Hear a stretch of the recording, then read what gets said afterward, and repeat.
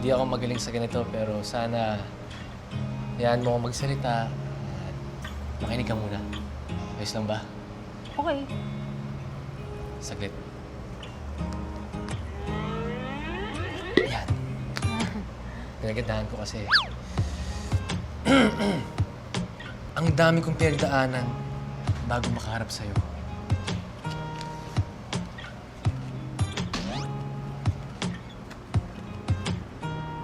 Nung una, yung hika ko, sintomas pala yun ng kaba ko.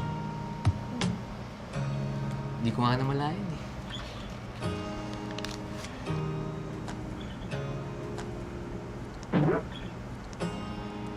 After all the experiments, I realized na hinihika ako dahil sa'yo. Oh.